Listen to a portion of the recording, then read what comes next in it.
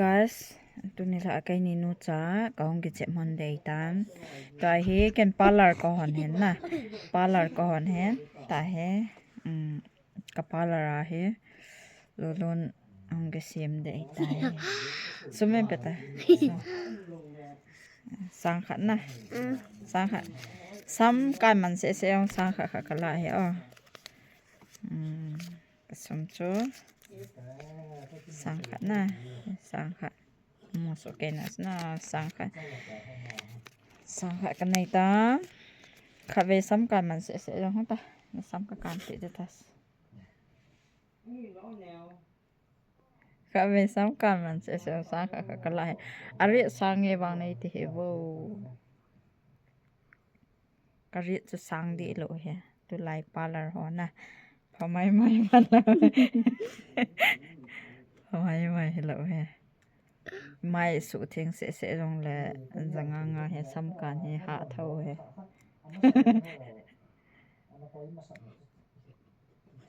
Hotel ke sa ta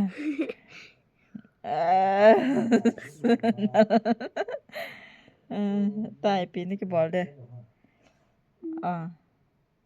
pi ni ke bol be da ha parlor mana ke bol lo ta na mai su thing de ha mai su thing de na ai makeup mai su thing na zanga he zanga e pita mai su thing na zanga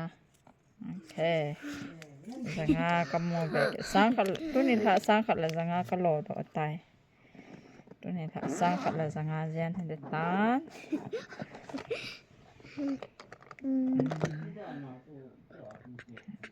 ta am hai su thing ta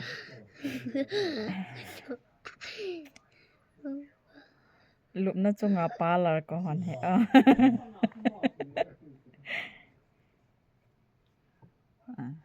am hai su thing ta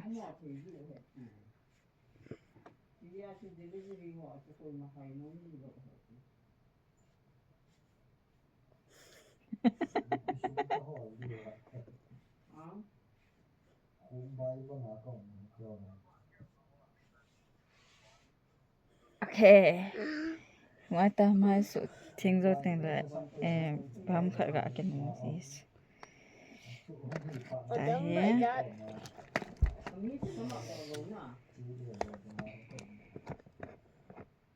nu dium he nang nga nu dium mai su thing zo ga nu dium he tu ni la kap jai parlor lulon hong ki semen sang khat le zanga ka lo den chi zat ko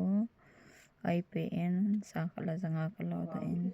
tu ni la jing ni la te le hong ki dingin kan te men na hong ki det na hong ki ta jing ni la te le hong ki de ya teng le chun izat ka mo be de ham in a vet ki diu he tu ni la dingin chan chui tai bye bye ham bolte Bye bye. Betul. Bye bye.